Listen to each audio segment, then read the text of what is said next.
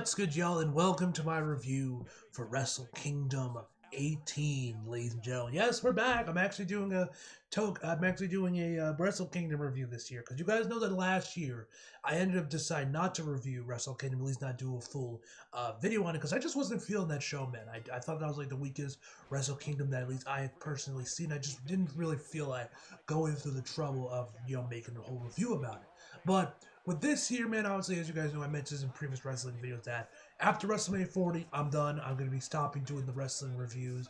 Just not really enjoying it. They don't really get any views and whatnot. And it's just more of a pain in the ass trying to edit these and record them and all that jazz to then, when it's not. So I'm just like, fuck it, I'm just going to stop doing them, you know. But yeah, I'll be like as always. I'll be talking about wrestling, man. Follow me on Twitter. I'm still using Twitter and all that shit. So you guys want to know my talks about my thoughts about wrestling? Follow me on Twitter because I'm always tweeting about it there. Raw, SmackDown, NXT, AEW, the pay-per-views. You name it. But I was hoping because, of course, that since I knew this was gonna be my last year of doing wrestling reviews, at least for the time I don't know, maybe like a few years I'll bring them back or something. I don't fucking know. We'll have to wait and see on that. Never say never in this business, as they say. But anyway, I think I wanted to do maybe at least try and see if I could do one more Wrestle Kingdom review rather than do another one where it's just like me just writing stuff down rather than actually covering the show entirely. But yeah, man. But so yeah, thankfully the show was fantastic this year. Definitely a massive improvement from last year's Wrestle Kingdom, man. And it was just a fantastic show. And obviously, the highlight of the show was D. Bryan and not Will Ospreay, though that would be a god tier match as well. And Okada. You guys know that match, that we had the match at Forbidden Door, which is a great match in its own right, but obviously was cut short due to D. Bryan getting breaking his arm midway through the match, man. You guys know I mentioned in my review, it felt like they were both holding back. They were still both in their base forms during that original match. At best, they went to Kaioken. They didn't go any farther than Kaioken. No Super Saiyan here. This was not Super Saiyan. This match, oh yes. They went Super Saiyan alright. They went full on Ultra Instinct, Super Saiyan Blue, what have you, man. They went all the way, man. This match was incredible, man. Which we'll have to get to that match in a bit when we get there. But first of all, guys, I'm going to be doing this review a little bit differently than I do my previous ones. I'm going to, instead of me going through each match, be like, okay, I'm going to talk about this match, and you give me the spots and everything. I'm just going to talk about the show more generally and just kind of go from match by match by match, because I'm going to be real, a lot of the matches on the card I didn't really have much to say about or really felt much of it, because you guys know, I don't watch New Japan, frequently. I only basically watch Wrestle Kingdom and try to watch Dominion, but I end up always missing it anyway.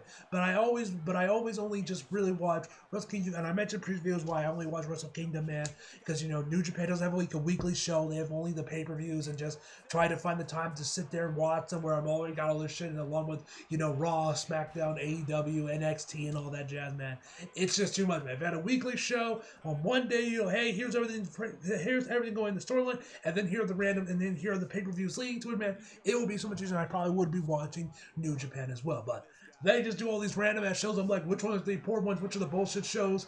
Which ones are really required viewing? So I just watch Wrestle Kingdom.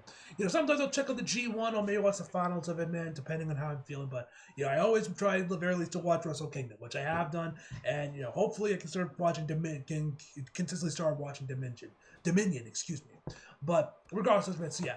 Don't regret more, so that's why I'm kind of that's kind of the reason why, because I'm not in tune with all the storylines and everything. But enough of me rambling, let's just start. So the show had to begin. They had the pre-show match where I ended up skipping because, it's a pre-show match. I'm like, I do not care. Next. So, first up was the IWGP Junior Heavyweight Tag Title match between Catch-22 and Bullet Club War Dogs. Now, this whole match kind of started off with TJP, who you guys may remember won the Cruiserweight Classic, the first one, all the way back in 2016, man. Now he's kind of been chilling in, I guess, New Japan now. He debuted a new gimmick. He knockoff fiend, as I like to call it. It also, man. I will say the mask itself looks amazing. I thought the entrance was also really cool with the hat he was wearing and everything, man. But I think I feel like Bray Wyatt is really the only person that could really pull off this type of gimmick, this supernatural type gimmick, wearing a mask. I thought the mask itself looked really cool, man. And shout out to whatever makeup artist TJP got to get his mask done. I don't know if you also went to Tom Savini or got someone else to do it, like Bray Wyatt did for the Fiend, but I just thought it looked kind of ridiculous, man. You know, the whole thing with that one and the dog collar and everything, man. I just wasn't feeling, man. I feel Bray Wyatt's like really the only person in wrestling currently that could really pull off this type of gimmick, man. But maybe, but that's just me, guys. Me, guys. You guys might feel differently about it. But overall, I thought this was overall a really good match. I enjoyed my time with while I was watching the match, man. And like I said, like the match itself looked cool, but I thought it kind of looked a little ridiculous, man. So yeah, that was overall a pretty good match as well. And I think this match was, I forget which match it was, but I saw one of the matches had a really cool looking like transition into a Canadian Destroyer. I forget which one had the match and which match it was, but there was one of the matches that had a really cool Canadian Destroyer, which I thought looked really sick. Okay, yeah, I just went back and checked my tweets to see where it was, and yeah, it was this match that had that really neat transition into Canadian Destroyer, man. That movie looked sick, man. That one looked sick. But anyway, Catchweight would end up gaining the tag titles and become your new IWGP Junior Heavyweight tag team champions. Like I said, good match. I don't know how other people that appear more in tune with New Japan that watch it consistently feel about the new gimmick for TJP. But overall, thought the match was great, but I wasn't really personally feeling it. But that's just my personal opinion. Next up, we have the World Television Title match, which of course was between Zack Sabre Jr. and Hiroshi Tanahashi, who you guys may now know is I believe he's like the president of New Japan Wrestling. Right now, that happened a little bit earlier. Well, I guess late last year. I guess I should be saying now. So yeah, like that looked. I was like, so yeah, I was kind of surprised by that one. Like a lot of people were. It's like, oh, he's now, like kind of like like a big hot show in New Japan now. Okay, cool. But which they constantly mentioned that on commentary, man. They were kind of like, "Oh, what is he like? Our double boss now because he's a boss in New Japan. He's also the champion for like the NWG in the New Japan World Television Champion now as well." So they're making some jokes about that on commentary. But overall, man, this was a great match. This was a fantastic match.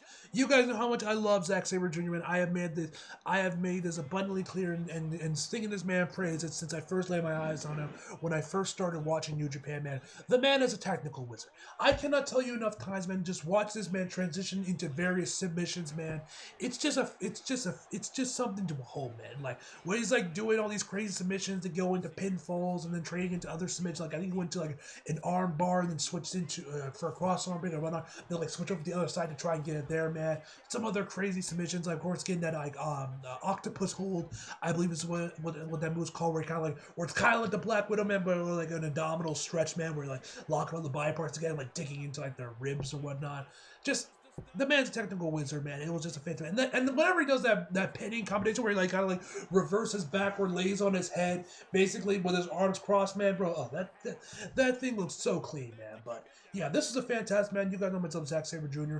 But Hiroshi Tanahashi would actually end up winning the match. It was basically kind of like a roll up, a sneak pin, which I thought was kind of interesting the way it ended like that, man. Because I figured Zack Sabre Jr. would continue holding the title, but nope. Hiroshi Tanahashi is your champion and overall fantastic man. A little short.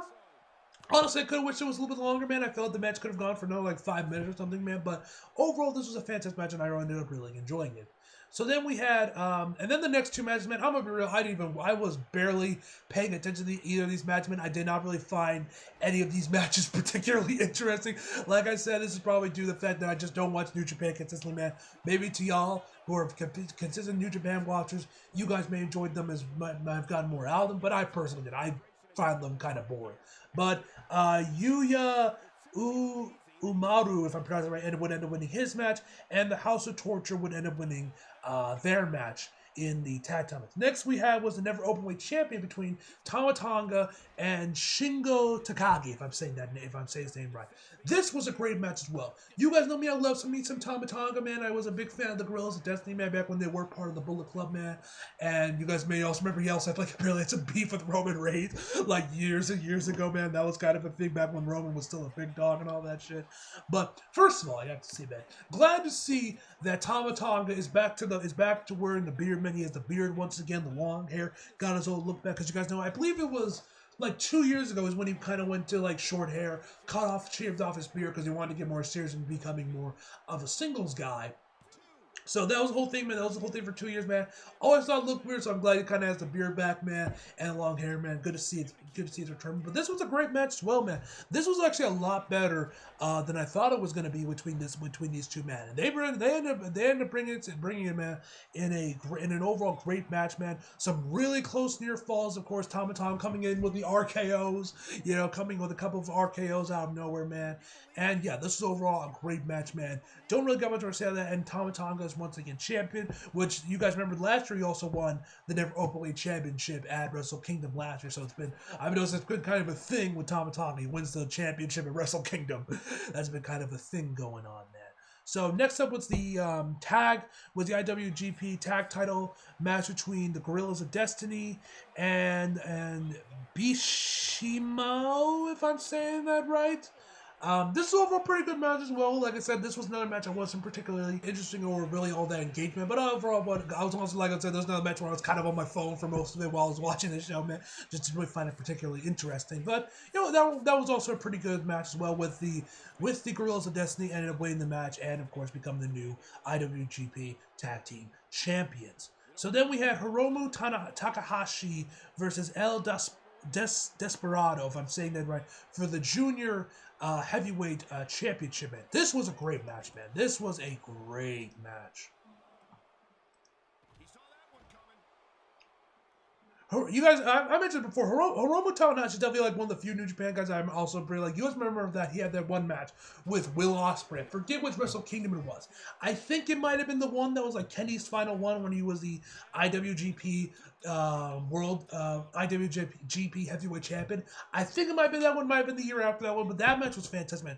Hiromu Takahashi is definitely a great wrestler, man. I always enjoy watching his matches for Wrestle Kingdom, man. And this match started off fast and furious, man, where as Hiromu was making his entrance, man, what was his name again? El Desperado, if I'm saying that right. El Desperado, if I'm saying it, I might be mispronouncing it. Just like literally rushes Hiromu while he's making his entrance, like jumping over the top rope and landing right on top of him. And from there, we were off to the races, man. They were eventually going to the outside, and Hiromu would throw him over the barricade. The guy that got caught up while he was coming down, bro, looked a little nasty, not gonna lie. And from there, they would continue on. El Desperado would in a stretch muffler. I believe what the move is called, where he wraps your leg around your neck and kind of presses down on him, man, with basically kind of holding you upside down. I think that's what it's called, the stretch muffler, something muffler. But anyway, so he was doing that, man, for a good while in the match, and then eventually would put the move on again, but this time I grab his arm and start shaking him down, bro. Looked really nasty, man, not gonna lie. That move looked really nasty. But eventually the match progressed onward, and eventually El Desperado would become the new IWGP Junior Heavyweight Champion. Fantastic match. This match was great. This match was awesome. Next up was the IWGP Global Heavyweight Championship match, which I think is supposed to take over as the new Intercontinental Championship for New Japan, since, of course, they merged the Intercontinental Champion and the Heavyweight Championship, a few years ago. So this is meant to take its place as the new IWGP World Global, or the new IWGP Intercontinental, I can't speak today, Intercontinental Champion. Or maybe this is meant to take over the U.S. title. I don't know what's up with that belt. That's still a thing as well. But regardless, man, new championship looked great, man. I thought the look of it looked really good. This match was, of course, between David Finlay, which makes me wonder if he's related to Finlay at all from WWE. If they're related at all or not, just have similar names. And Jon Moxley, of course, Will Ospreay, man. This was a match I was excited for. I didn't even know this was on the card, man. The only match I knew on the card actively was, of course, Okada and D. Bryan. So when I found Will Ospreay was on the card as well, I was like, hell yeah, man. First of all, we gotta talk about the entrance, man. This match was amazing. This was probably my second favorite match of the night, man. This match was incredible. This match was a 5-star classic, if you ask me, man. I give this match 5 stars.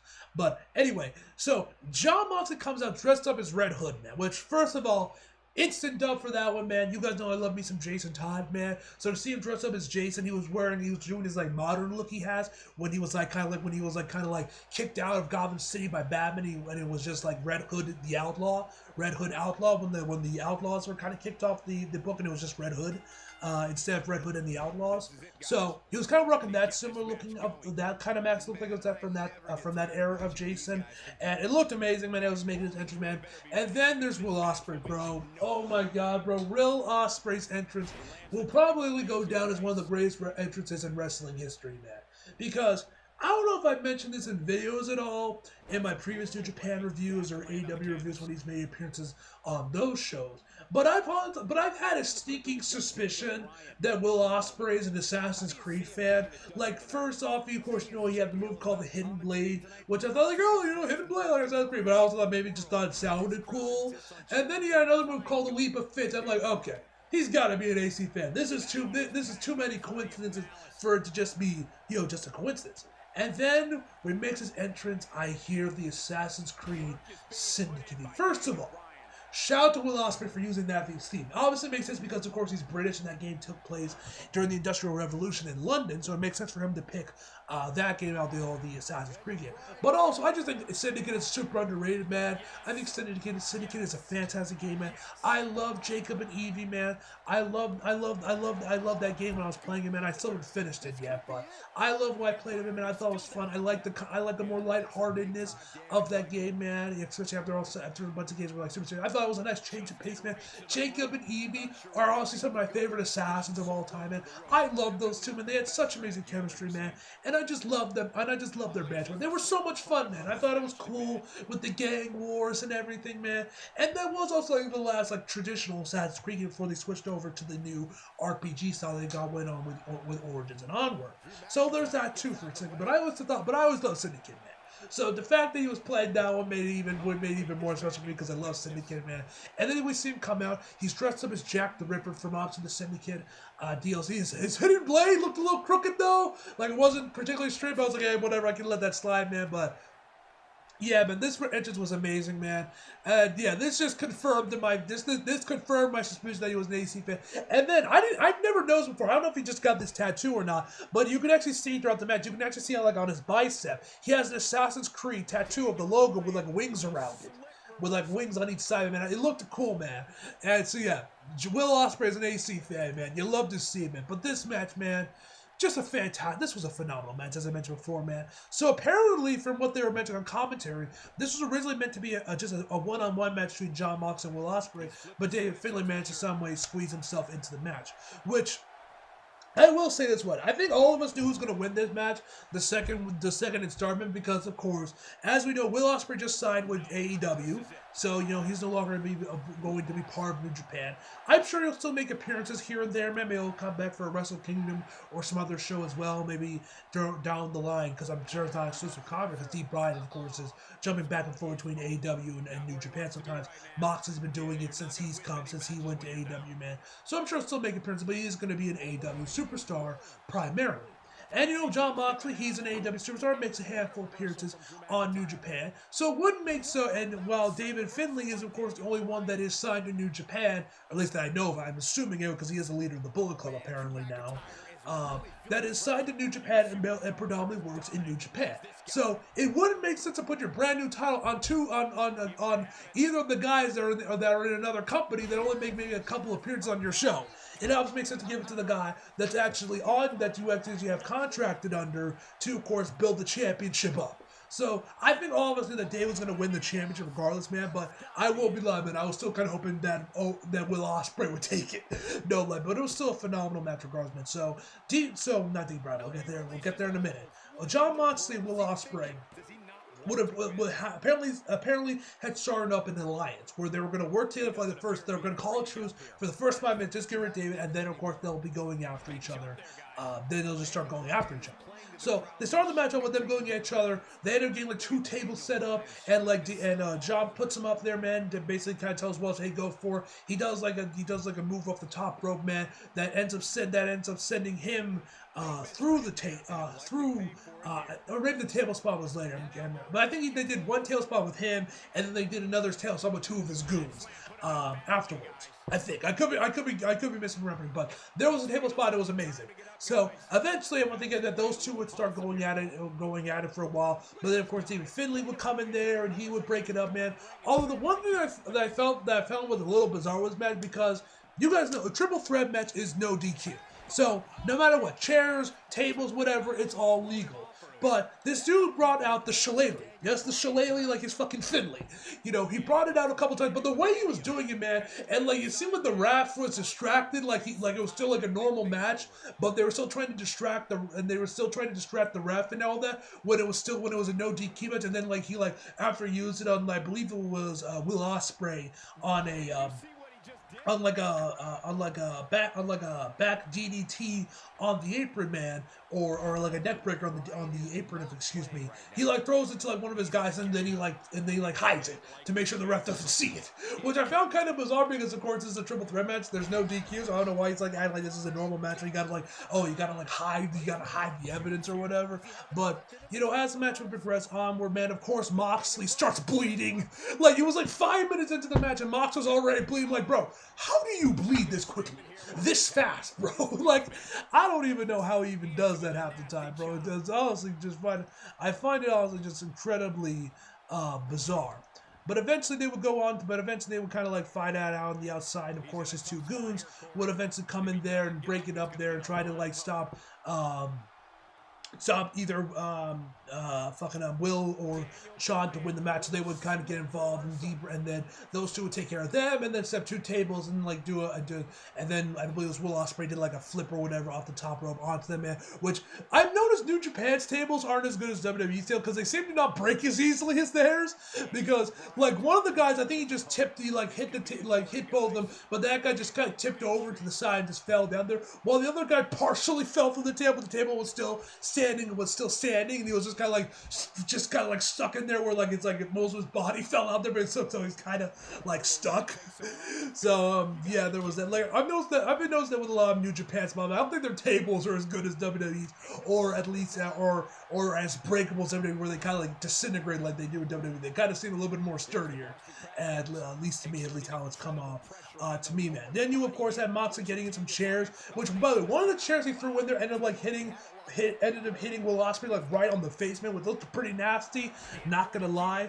But chairs would get involved. These three men would keep just beating the shit out of each other. Finishers, and then David would come out of the way to break it up, or Will Ospreay coming out. One move was pretty cool where I believe Will hit a hidden blade on David, I believe, or it might have been Mox, and then I believe it was John broke it up, and I think he hit like a super kick on him, and he like as he was falling down to the ground, Mox or someone else, whoever it was, I'm not remembering the spot completely, just fell right on top of him, and he like and almost got the pin. So then it was like that man kicked out there, man. The other guy got on top of them to go for a pin. Then that's when Will Ospreay wakes up and it's like, oh shit, and breaks up the pin, man, which I thought was pretty cool. But eventually, Will Ospreay would eventually hit, I believe it was a hidden blade on Mox, throws him out to the outside. Finley would hit his finisher and steal the win, pinning John Moxley. So yeah, he was a new champion. Like I said, it was kind of obvious that he was going to win because he was like because he's like out of all three of these guys, he's the only one that's actually contracted under New Japan. But overall, it was still a phenomenal match, man. I fucking love this match, man. Then we finally got to Okada and D-Bryan, the match that I was most excited for the show. When I found out this match, when I was scrolling through, I believe I was scrolling through Instagram, and I saw from the New Japan Instagram account that we're going to be getting this match at Wrestle Kingdom. I was like, oh, this is perfect. Hell yes. I'm super excited for Wrestle Kingdom because we're getting this match. And honestly, man, I just have to say, man, it also just felt right to have this match at Wrestle Kingdom, you know, just like having it being the Tokyo Dome, these two legends of the industry, man. Red Shoes is the referee, man. It just felt right, man. It just felt right, man, then at Forbidden Door. Having this show take place at Wrestle Kingdom, it just felt right for these two legends, man. Two of the greatest wrestlers of our generation or to ever live, fighting it out inside of Tokyo Dome, man. It just felt right, man. It just felt right.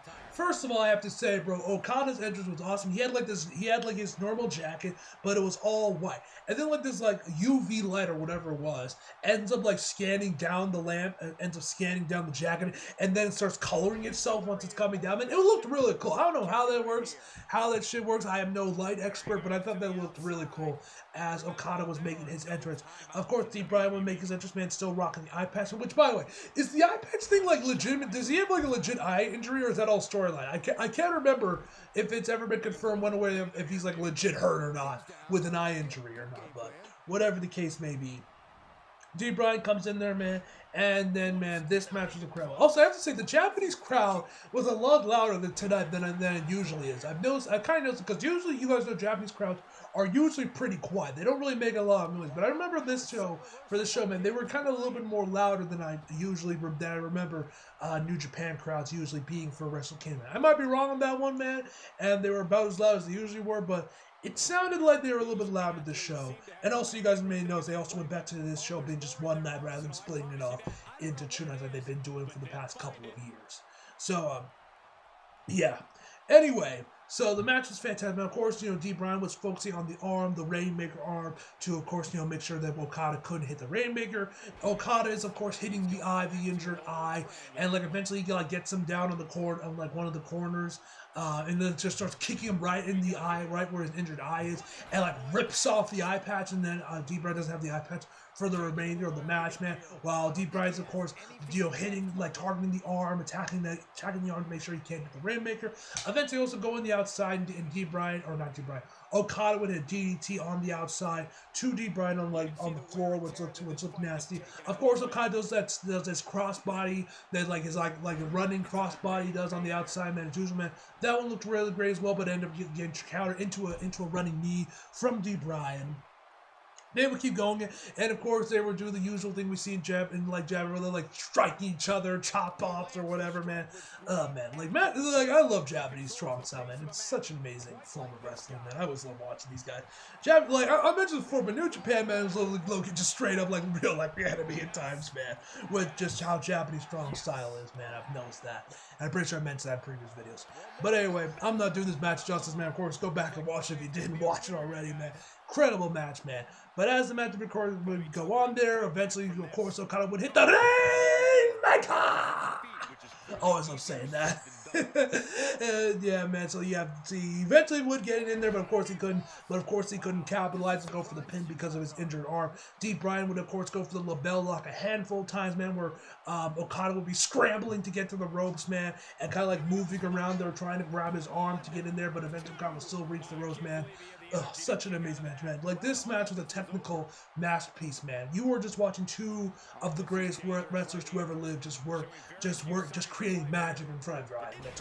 What an incredible match, man. I cannot praise this match enough. But eventually, Okada would eventually get the win with another Rainmaker to D. Bryan after they would have like some kind of like where D. Bryan would try to go for some running knees. Some of them were going there, some of them would get counter, man. It was just like, this was such an amazing match, man. Like I said, like I mentioned in my review for Forbidden Door last year, that one felt like they were still in their base forms, or maybe Kaioken at best. This was them where they finally went all the way, man. They were full. They went all out. They went full. They were both Super Saiyan Blue or Ultra Instincts, whichever you would prefer, man.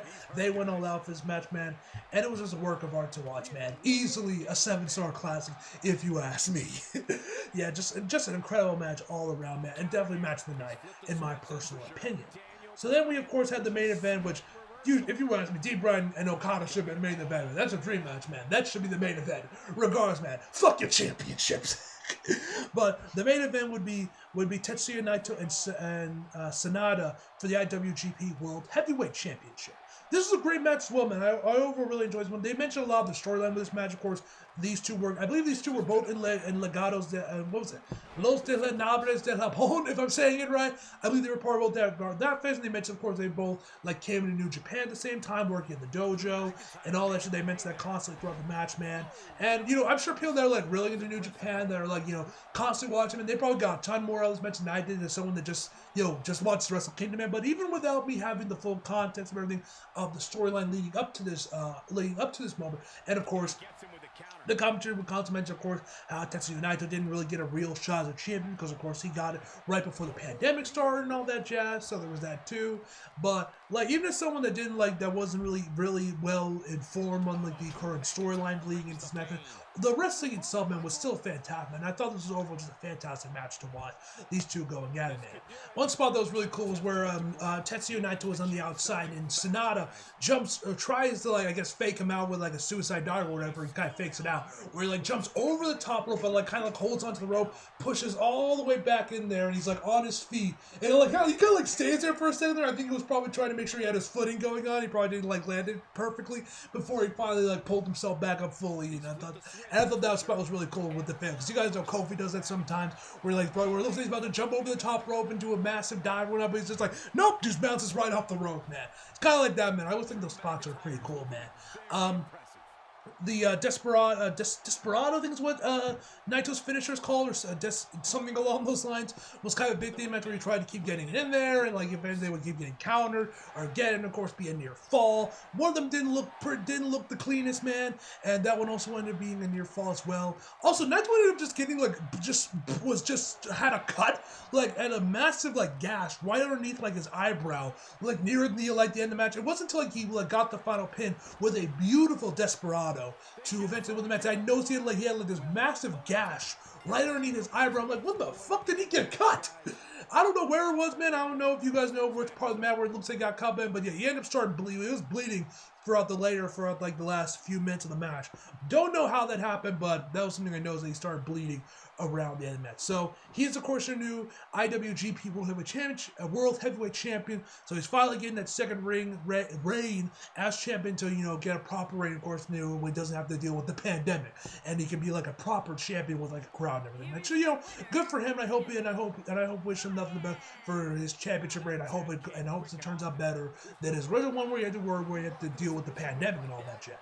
So yeah, right when he was about to make a statement and and speak with the crowd for a bit, there was some interference from Evil and I forget who the other guy was. They were attacking Tetsuya Naito. Sonata come in there to help him out, man, and they were kind of, you know, they were kind of like, you know, like shake hands or whatever, and kind of like acknowledge each other. And then of course Tetsuya Naito left Tetsuya out the ring before he made his lead up the ramp, just kind of like dragging the belt off the floor. To be fair, man, it was a grueling match, man. The man was probably just tired. He was like, I'm not just gonna let this belt drag her, man. That's kind of his thing. Just let the belt drag as he makes his way up the ramp, which I thought was kind of funny. But yeah, man, this was a fantastic show, man. A lot of amazing matches, man. A lot of great matches, and overall just a great night of wrestling, man. Overall, my final for the show is going to be a 9.5 out of 10, guys, man. Obviously, that comes from the Okada match and the Will Ospreay match, man. Those were incredible. There was also some other amazing matches in here as well. The main event was amazing. The match with Zack Sabre Jr. was great, man. Yeah, the Tama Tonga match was actually a lot better than I thought it was going to be. And, of course, I think I already mentioned Zack Sabre Jr., but he's amazing there. Also, I also love how with the second match between Okada and Demon, I forgot to mention it during while I was talking about it, they, like, both bowed before, they both kind of were, like, on their knees bowing to each other, just showing respect, man, which I thought was a great sight, man. And also, Steve Brown was doing that, like, neck twister thing. I forget what it's called, man, but it always looks nasty when I see it. Or maybe that was the Zack Sabre Jr. match. I can't remember particularly. But regardless, man, it's late. It's almost midnight, man, so I'm going to end this here, man. Oh, one other thing I forgot to mention is Dolph Ziggler's in New Japan now. He made an appearance earlier on the show. He was kind of sitting in the crowd, then he kind of got in a scuffle with one of the guys. I forget who it was. For some reason, they never showed just shows this overhand view of it. I'm like, where's the camera? Show me the actual brawl. But apparently, then I saw a clip on Twitter that they apparently had during the post-show press conferences. Dolph came in there and started wailing on the guys. So looks like Dolph Ziggler's going to be signed with New Japan, which is kind of surprising because I thought he would have went with AEW or something, not go all the way to New Japan, go all the way over to Japan and work with New Japan. But hey, wish him nothing but better than you guys know. Myself, Dolph Ziggler, he's a fantastic wrestler, so he'll do just fine in New Japan. And yeah, definitely curious to see what he's going to be doing on over there. Overall, my final for is going to be a 9.5 out of 10, guys. So hope you guys enjoyed the video. Leave a like if you did. Subscribe if you're new. Follow me on social media if you feel like it. Links subscribe below. And as always, back for more. See you guys next time.